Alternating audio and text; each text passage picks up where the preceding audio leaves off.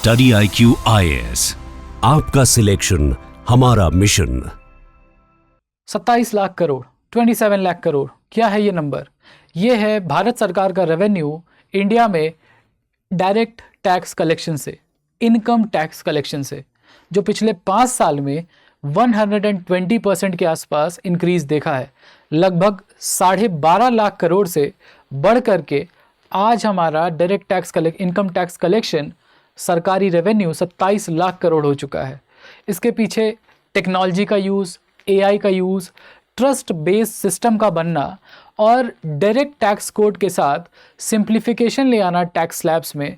इसके साथ साथ क्योंकि ट्रस्ट बेस्ड सिस्टम बढ़ा है और लोग ज़्यादातर फॉर्मलाइज्ड इकोनॉमी का हिस्सा होते जा रहे हैं, इनकम्स बढ़ी हैं लोगों की, तो लगभग 9 करोड़ लोगों ने इस बार टैक्स फाइल किया है। टैक्स फाइल किया है, इसका ये मतलब नहीं है कि सबने टैक्स कुछ ना कुछ भरा ही होगा, टैक्स फाइल किया है। इसके साथ साथ with the use of technology and AI लगभग 40 करोड़ पैन कार्ड होल्डर्स को ट्रैक करता है भारत का इनकम टैक्स डिपार्टमेंट। तो इससे ये पता चलता है कि इंडिया में आज भी पोटेंशियल है 9 करोड़ से बढ़ के 40 करोड़ तक पहुंचने का as far as income tax base is concern. तो इसी के बारे में बात करेंगे और क्या चर्चा हुई है विथ इनकम टैक्स कमिश्नर, और क्यों ये कहा जाता है कि जैसे जैसे GDP बढ़ेगी वैसे वैसे आपका टैक्स कलेक्शन भी बढ़ता जाएगा। कौन सी ऐसी इकोनॉमिक थ्योरीज हैं, उन सब के बारे में हम चर्चा करेंगे थोड़ा शॉर्ट में, ताकि आपका ध्यान बना रहे और इकोनॉमिक्स ऑप्शनल से आपकी मोहब्बत बनी रहे। तो आज का हमारा टॉपिक दैट हाउ टेक्नोलॉजी और how AI artificial intelligence doubled India's tax collection to 27 lakh crore rupees from 12.3 lakh crore rupees 5 years back, सिर्फ 5 फाइनेंशियल ईयर्स में कैसे किया ये। बट आगे बढ़ने से पहले फिर से बता दें कि क्या रेलेवेंस है इसका UPSC के लिए। What is the relevance for UPSC? Government budgeting और टैक्सेशन पॉलिसी। फिस्कल पॉलिसी में आता है आपका रेवेन्यूज, टेक्नोलॉजी यानी IT application, e-governance, use of AI, bringing transparency, industrial policy यानी इफेक्ट्स ऑफ टैक्सेशन पॉलिसीज और policy changes in taxes on industrial growth, और social sector management, how you deliver this increase in revenue for the welfare of people in the country. ये सब कुछ cover होगा, इसलिए आपके लिए रेलेवेंट है। इसके साथ साथ रोज़ की तरह मेंस प्रैक्टिस क्वेश्चन है, बिकॉज ये मेंस का थ्योरी पार्ट हम लोग पढ़ रहे हैं।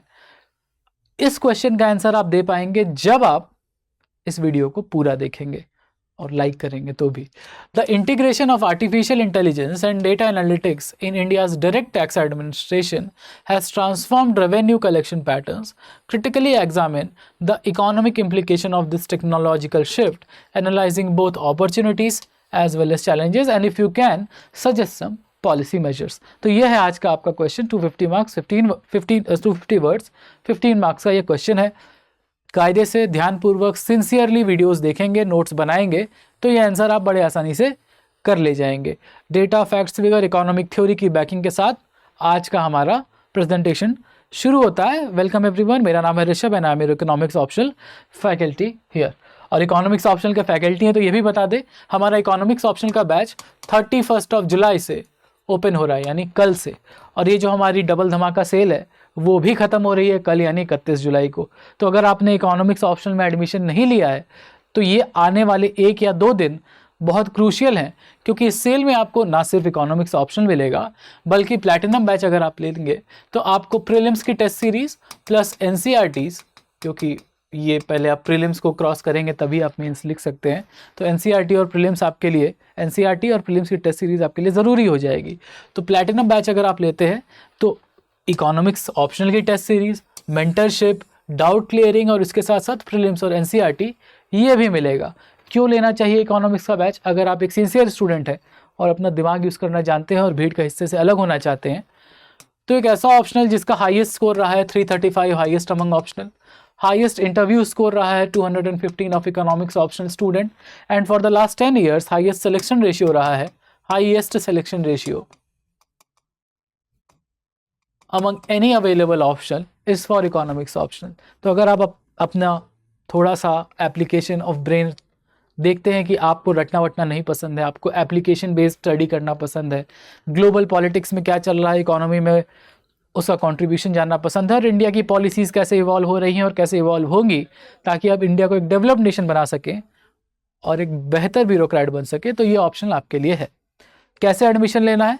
Just share your contact details with me on my social media handle, search करो हिप्पोनॉमिक्स ऑन टेलीग्राम और इंस्टाग्राम, हिप्पोनॉमिक्स, और कॉन्टैक्ट डिटेल शेयर करो और call on this number and my team will help you to get admission easily. Sale चल रही है, most economical price पे with prelims test series आपको प्लैटिनम बैच मिलेगा, so go for it and will meet in the class tomorrow. कल 31 तारीख है। Okay, अब वापस आ जाते हैं पढ़ाई लिखाई पे। Let's see some facts. क्या फैक्ट है? फैक्ट ये है कि 5 साल में 12 लाख करोड़ से बढ़ के 27 लाख करोड़ हो गया है भारत का टैक्स कलेक्शन। Growth rate 120%। और देखो daily collection around 740 crore per day collection of income tax. Tax payer engagement भी बढ़ा है, 7.42 crore assessed AIS annual information statement. अगर कोई इनकम टैक्स भरता होगा तो AIS के बारे में जानता होगा। With 24 crore portal visits and 24 crore people visit the portal every day, with 7.42 crore people having access their AIS या annual information statement. Very important facts for prelims, ना सिर्फ मेंस के लिए, प्रीलिम्स के लिए बहुत ज़रूरी है, तो याद रखना, यहाँ पे दिमाग में डाल लेना या कमेंट सेक्शन में लिख देना ताकि याद हो जाए, या अपने नोट्स में लिख लेना। रिफंड स्पीड भी बढ़ी है, 38 डेज से कम होकर रिफंड, जो रिफंड्स आ, जैसे अगर आप इनकम टैक्स भरते हैं और आप एक रिफंड के कैटेगरी में आते हैं, जैसे मान लो आप 12 लाख रुपए तक एग्जेम्पशन है, तो जो पैसा आपका टैक्स में गया है, क्योंकि टैक्स तो पहले कट जाता है, TDS होता है, वो वापस आ जाता है। 17 दिन लगते हैं मात्र, पहले 1 महीने से ज़्यादा लगता था। ये बहुत बड़ी बात है, ठीक है, ये बहुत बड़ी बात है कि कैश फ्लो इंक्रीज़ होता है, इससे डिस्पोजेबल इनकम इंक्रीज़ होती है और इकोनॉमी में डिमांड बढ़ती है, ठीक है। वॉ फैक्टर क्या है? ये इक्विवेलेंट है adding 2.5 times Bangladesh's entire GDP to only to our tax kitty. यानी जितना टैक्स कलेक्शन हो रहा है 27 लाख करोड़, वो बांग्लादेश की पूरी GDP से भी ज़्यादा है, उसके बराबर है, इतना टैक्स कलेक्शन है इंडिया में। तो भारत सरकार के रेवेन्यू के लिए बेहतर है, और ये रेवेन्यू यूज़ करती है भारत सरकार भारत के वेलफेयर में, डिफेंस इक्विपमेंट खरीदने में, इंफ्रास्ट्रक्चर डेवलप करने में, schools, education, medical facility, other welfare schemes like Ayushman Bharat, PM किसान, विविध तरह की स्कीम्स में। तो जितना ज़्यादा इकोनॉमिक ग्रोथ होगी, टैक्स कलेक्शन बढ़ेगा, भारत सरकार का एक्सपेंडिचर और ज़्यादा तेज़ी से बढ़ता जाएगा। तो let's talk about project insight. Project insight क्या है? आर्टिफिशियल इंटेलिजेंस का use by income tax, India का tax collection with the help of AI। कितना बेहतर आप टेक्नोलॉजी AI का यूज़ करते हैं, इसी का नाम है प्रोजेक्ट इनसाइट। तो डेटा प्रोसेसिंग की अगर बात की जाए तो 650 करोड़ ट्रांजैक्शंस एनुअली ट्रैक करता है ये प्रोजेक्ट इनसाइट, और इसके साथ साथ 40 crore pans, permanent account numbers, को भी एनुअल इंफॉर्मेशन स्टेटमेंट के साथ एसेस करता है, कवर करता है। 360 डिग्री प्रोफाइलिंग होती है। कैसे? आपका स्पेंडिंग पैटर्न क्या है, आपने कहाँ से कितना लोन लिया, कहाँ इन्वेस्ट किया, क्या रियल एस्टेट खरीदा, कितने बैंक में आपके अकाउंट है, ये सब कुछ पता होता है इनकम टैक्स डिपार्टमेंट को, at least for 40 crore active pan users in India. उसके बाद भी 9 करोड़ लोग ही भर रहे हैं टैक्स, वो अलग बात है, ठीक है। रियल टाइम मॉनिटरिंग अगर देखी जाए तो cross verification across 200 plus data sources, मतलब banking systems, transaction systems, loan systems, personal loan, credit card system, इन सब से आपको ट्रैक किया जाता है आपकी स्पेंडिंग हैबिट्स, आपकी इनकम को। और इसके साथ साथ हमको दिखाई देता है कि इस सिस्टम का जो सक्सेस रेट है वो 99.7% है, यानी 0.3% ऐसी जानकारी होती है जो आगे लिटिगेशन की तरफ जाती है। This helps in creating a trust based ecosystem. मतलब ट्रस्ट बेस्ड इंस्टीट्यूशन का क्या मतलब होता है कि अगर इंस्टीट्यूशन पे लोगों को भरोसा है तो लोग खुद ब खुद as an honest tax payer आगे आएंगे और टैक्स फाइल करेंगे, कि उनको ये डर नहीं रहेगा कि हम मेरे ऊपर एक नोटिस आ जाएगा कि लो नोटिस ले लो, कि ईमानदारी से हमने टैक्स भी भरा, फिर हम नोटिस लेके कोर्ट कचहरी के चक्कर भी लगा रहे हैं। लोग इससे बचने की कोशिश नहीं करेंगे, इवेजन करने की कोशिश नहीं करेंगे, ईमानदारी से टैक्स भरेंगे, क्योंकि उनको अपने सिस्टम के ऊपर ट्रस्ट होगा। Economic systems are always based on trust. तो ट्रस्ट बिल्डिंग एक्सरसाइज है एक तरह से। तो अगर हम केस स्टडी देखें तो project insight identified 9000 crore in excess deductions.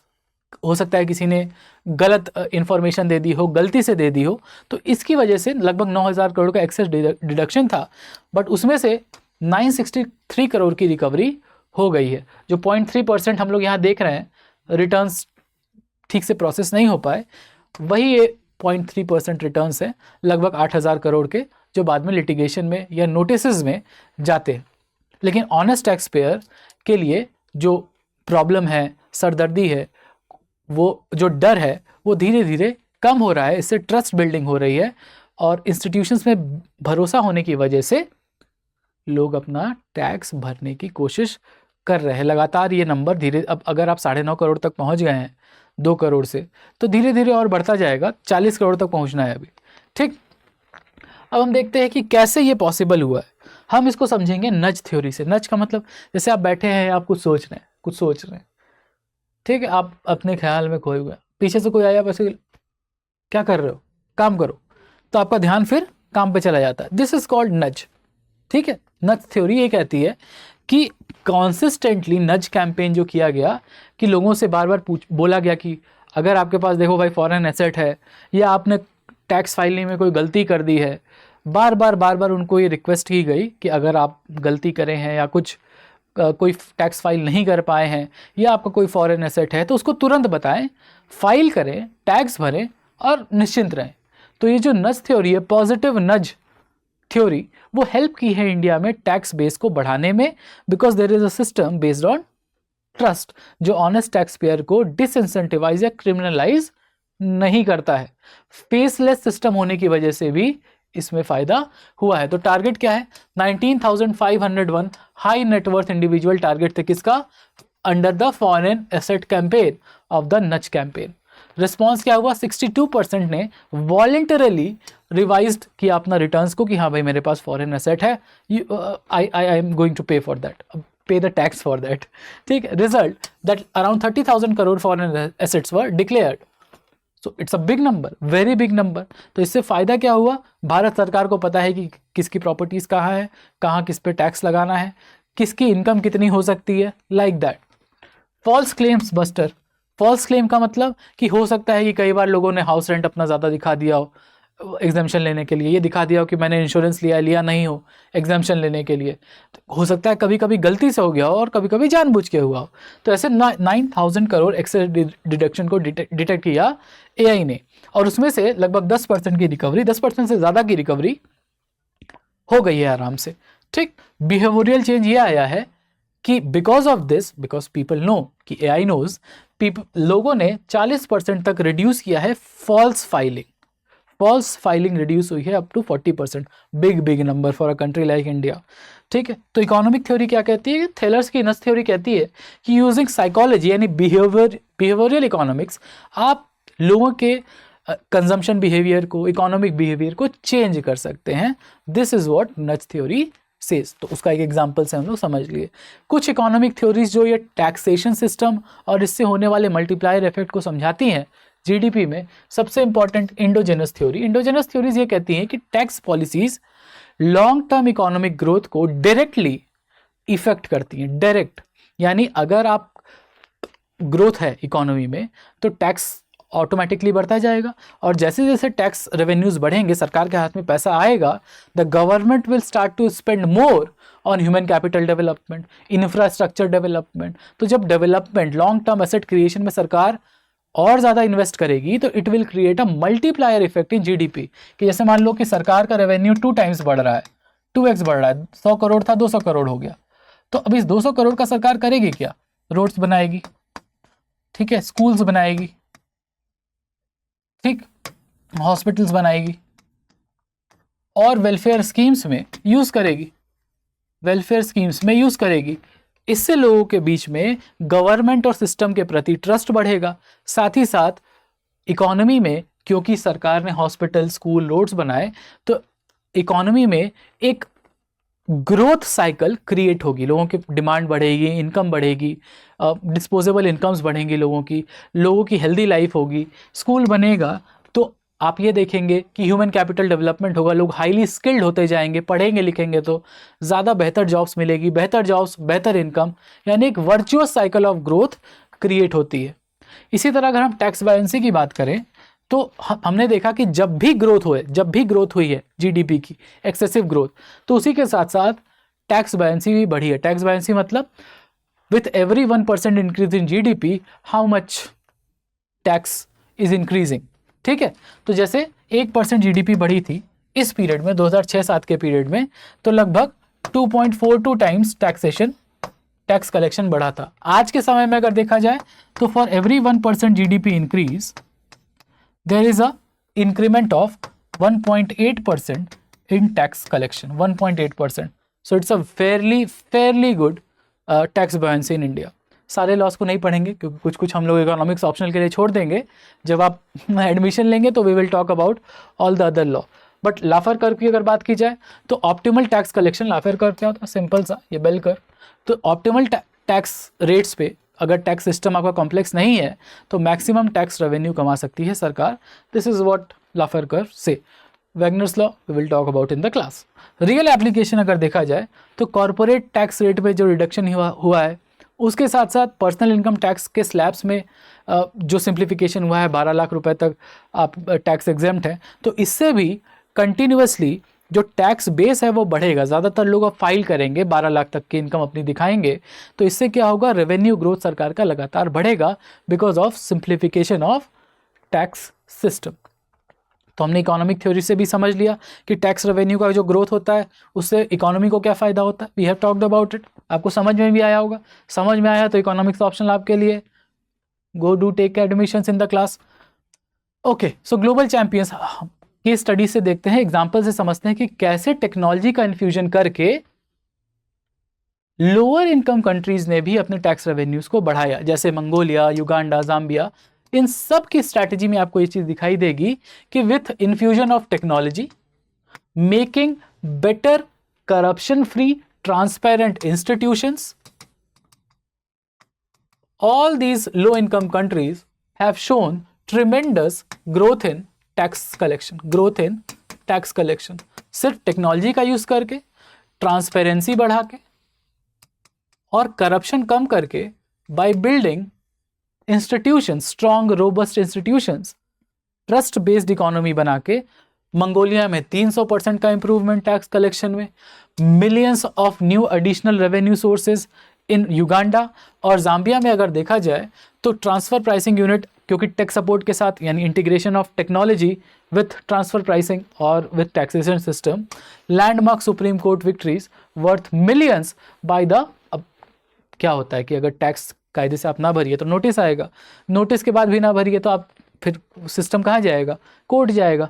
तो कोर्ट में जाने के बाद भी मिलियंस ऑफ करेंसी और मिलियंस ऑफ व्हाट्स ज़ाम्बियन डॉलर्स जो टैक्स में फंसा हुआ था वो सरकार को ऐसा रेवेन्यू मिलता है। वाई?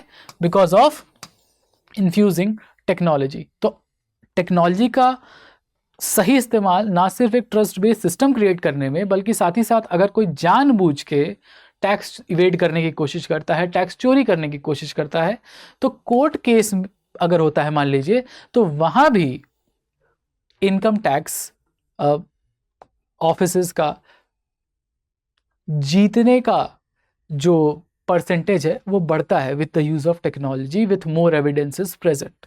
ठीक है, तो ओईसीडी का क्या इंसाइट है कि countries that combine technology with institutional reforms see a 40 to 60% increase in tax revenue, जो कि इंडिया को भी करना है। इंस्टीट्यूशनल रिफॉर्म कैसे हो सकता है कि पहले लोग डरते थे कि भाई नोटिस भेज देंगे, ये कर देंगे, वो कर देंगे, क्योंकि अब फेसलेस पेपरलेस हो गया है, एआई का यूज़ हो रहा है, तो इनकम टैक्स डिपार्टमेंट को भी पता है कि हमारी पोटेंशियल क्या है, और ऑनेस्ट टैक्स पेयर को भी पता है कि हमको हरास नहीं किया जाएगा, मोस्ट केसेस में हरास नहीं किया जाएगा। That's why more filing.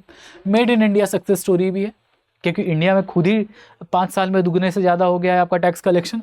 तो डोमेस्टिक में अगर देखें तो कॉर्पोरेट टैक्स रेवोल्यूशन आया 2016 से 24 के बीच में, फेसलेस असेसमेंट की वजह से 95% reduction in tax payer officer interaction. विवाद से विश्वास की मतलब, मान लीजिए कि किसी ने पुराना कोई टैक्स था, लिटिगेशन में फंसा हुआ है, नहीं भरा था, तो विवाद से विश्वास स्कीम है कि आउट ऑफ कोर्ट सेटल कर लेते हैं, कोई ज़रूरत नहीं कि कोर्ट कचहरी का चक्कर लगाया जाए, एक फ़ाइन भर लीजिए आप और काम खत्म आपका। ये है विवाद से विश्वास स्कीम, इससे 85,000 करोड़ रुपए मिले। रेट रैशनलाइजेशन, यानी 30% तक जो टैक्स लगता था 30% क्या ज़्यादा ही लगता था, 33% के आसपास ओवरऑल, उसको घटा करके लगभग 25% तक ले आए हैं कॉर्पोरेट टैक्स को, और अगर आप नई कंपनी है मिनिमम अल्टरनेट टैक्स देना है तो 15%। तो ये रैशनलाइजेशन की वजह से now more and more corporate people are filing taxes honestly. GST की भी पैरेलल सक्सेस है साथ ही साथ। तो आप जब देखिए कि 5 साल में जैसे दुगना हुआ है डायरेक्ट टैक्स, वैसे ही आपका इनडायरेक्ट टैक्स भी दुगना हुआ है। 2020-21 यानी फाइनेंशियल ईयर 21 में जो 11 लाख करोड़ था, आज वो 22 लाख करोड़ है। Again very important statistics if as far as prelims is concern, बहुत ही इंपॉर्टेंट है ये स्टैटिक्स, ठीक है। तो 11 लाख करोड़ से 22 लाख करोड़ हुआ है, 100% से ज़्यादा की ग्रोथ मात्र 5 साल में। यानी सरकार का रेवेन्यू लगातार बढ़ा है और सरकार के खर्चे भी बढ़े हैं, क्योंकि पिछले 3 सालों में सबसे ज़्यादा खर्चा अगर किसी ने किया है इंफ्रास्ट्रक्चर इन्वेस्टमेंट डेवलपमेंट में, तो सरकार ने ही किया है। प्राइवेट इन्वेस्टमेंट है is falling behind, lagging behind. और जब अगर प्राइवेट इन्वेस्टमेंट बढ़ता नहीं है तो दैट्स वाई हम लोग उस 6-6.5% GDP में अटके हुए हैं, नहीं तो हम और आगे होते because of lack of private investment. अब तो चलिए बहुत सारी RBI पॉलिसीज़ भी आ गई हैं, रेपो रेट भी कट हो गया है, धीरे धीरे private investment will catch up. But सरकार ने बहुत इन्वेस्टमेंट किया है, इंफ्रा में किया है, वेलफेयर में किया है, PM किसान के थ्रू डायरेक्ट बेनिफिट ट्रांसफर्स में किया है, ठीक है। तो रिफंड रेवोल्यूशन की स्पीडिंग भी हुई, हमने देखा है कि 38 डेज से घट के 17 डेज में रिफंड प्रोसेस हो जाता है। यानी जो एक्स्ट्रा टैक्स अगर आपसे लिया गया है तो वो वापस हो जाता है, ठीक है। तो that's how this trust-based, technology-based system with institutional development is increasing India's tax revenue. और आगे देखा जाए मल्टीप्लायर इफेक्ट, तो डायरेक्ट इम्पैक्ट अगर देखा जाए multiplier effect of increasing tax collection, तो fiscal space 15 lakh crore additional revenue enables infrastructure spending.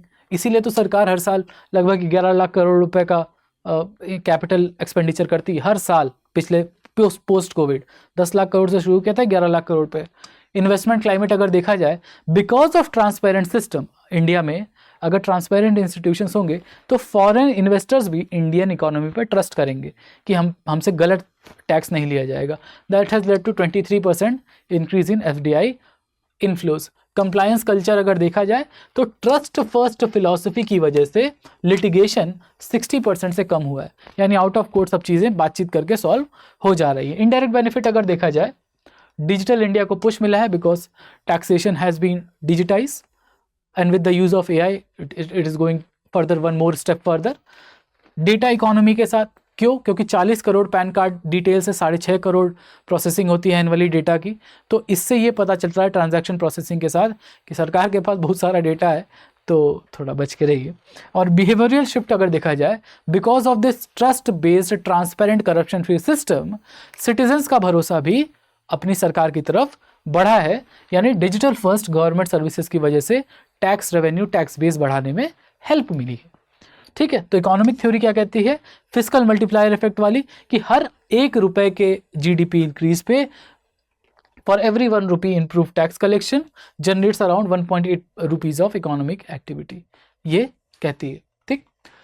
So but dark side क्या है, चैलेंजेस क्या है? चैलेंजेस ये है कि जब भी आप टेक्नोलॉजी इन्फ्यूज़ करते हैं तो ये जो जनरल आपकी डिजिटल डिवाइड इंडिया में अर्बन वर्सेस रूरल, तो जिनको नहीं आता है यूज़ करना टेक्नोलॉजी, वो हमेशा प्रॉब्लम में फंसते हैं, फ्रॉड्स के प्रॉब्लम में फंसे। जिनको टेक्नोलॉजी यूज़ करनी आती है वो भी फ्रॉड में फंसते हैं। But the percentage of people falling for cyber frauds is higher because of this digital divide. और उसके साथ साथ lack of privacy laws, digital privacy laws in India, और डेटा लीक हो जाना, इससे एक चैलेंज क्रिएट होता है। करंट फाइलर्स लगभग 9 करोड़ है और पोटेंशियल बेस हमारा 40 करोड़ है, ये भी हमें मालूम है, ठीक है। तो इससे ये पता चलता है कि हमारे पास पोटेंशियल बहुत ज़्यादा है, 31 करोड़ का पोटेंशियल गैप है, उसको धीरे धीरे फिल करने की ज़रूरत है। डिजिटल डिवाइड की अगर बात करें तो इसकी वजह से 60% लोगों के लिए तो ठीक है, बट बाकी सब जो 40% लोग हैं वो टेक्नोलॉजी से थोड़ा स्ट्रगल करते हैं। तो सोल्यूशन क्या है? हाइब्रिड असिस्टेंस मॉडल, यानी AI का यूज़ कर लीजिए, एक तरह से चैटबॉट लगा दीजिए और हेल्प करिए रीजनल लैंग्वेजेस में लोगों को। और प्राइवेसी और ट्रांसपेरेंसी का भी दिक्कत है, क्योंकि गवर्नमेंट इज़ ट्रैकिंग एवरीथिंग, तो that is a cause of concern as far as privacy is concern for the general public. तो प्राइवेसी का प्रॉब्लम है, थोड़ा ट्रांसपेरेंसी का प्रॉब्लम है, तो बैलेंस चाहिए। बिकॉज एक डिजिटल प्राइवेसी लॉ आएगा तो सरकार के ऊपर भी थोड़ा सा लगाम हो जाएगी कि हाँ कहाँ को नहीं देखना है। So what is the future road map, what's coming next? तो नेक्स्ट जनरेशन रिफॉर्म्स क्या है? डायरेक्ट टैक्स कोड आ ही गया है, it will simplify, 5 page return हो जाएगा। अब अभी आज 20 से ज़्यादा पन्ने भरने पड़ते हैं, 5 पन्ने में आपका रिटर्न हो जाएगा। Rate structure will be 3 tier system, multiple tax system से 3 tier सिस्टम हो जाएगा। And with integration of AI it will be helpful for the people who don't know technology to file their taxes. Emerging technology जैसे blockchain का use करेंगे, machine learning AI का use करेंगे और internet of things का integration करेंगे तो और आसान होगा टैक्स फाइल करना और टैक्स को ट्रैक करना, ठीक है, ट्रांजैक्शन को ट्रैक करना। तो पॉलिसी विजन क्या है? 15 करोड़ टैक्स पेयर हमें चाहिए, 9.5 करोड़ हैं, 15 करोड़ टैक्स बेस चाहिए by 2030। Tax to GDP ratio को 8.5% करना है और प्रोसेसिंग टाइम को रिफंड्स है आपके, जो आज हम लोग 17 दिन में कर रहे हैं, उसको रियल टाइम करना है। जैसे टैक्स फाइल हुआ, रिटर्न्स आपके आ गए। So what are the key takeaways for UPSC people? कैसे हम इंप्रूव कर सकते हैं टैक्स स्ट्रक्चर को, टैक्स बेस को, टैक्स रेवेन्यू को, टेक्नोलॉजी का इंटीग्रेशन करके? इसका केस स्टडी हम देखें। बिहेवियरल इकोनॉमिक्स, नच थ्योरी हमने देखी, ठीक। इकोनॉमिक ग्रोथ, यानी जैसे जैसे इकोनॉमिक ग्रोथ होगी टैक्स बेस बढ़ेगा। ग्लोबल लर्निंग, हमने ग्लोबल एग्जांपल्स भी देखे जिसको आप कोट कर सकते हैं अपने कंक्लूजन में। और फ्यूचर रेडी करना है अपने टैक्सेशन सिस्टम को with integration of AI, machine learning and internet of things, helping the people who are technologically not that advanced. तो remember these numbers for prelim. 27 crore आपका एनुअल रिटर्न्स है, 6.5 crore transactions है, 119% की growth है और 0.3% का रिटर्न्स है जो सिलेक्टेड फॉर स्क्रूटनी है, ठीक है। तो this is how we will write our answers, ठीक है। So just use the code HS Live for your economics optional batch, Pratigya batch, double Dhamaka sale में। और इसमें आपको प्रीलिम्स और NCERTs फ्री मिलेंगी, तो लेट ना करो, 31 तारीख से आपकी बैच है। Thank you everyone, bye bye, have a good day, follow me on economics and share your details. Study IQ IAS, आपका सिलेक्शन हमारा मिशन।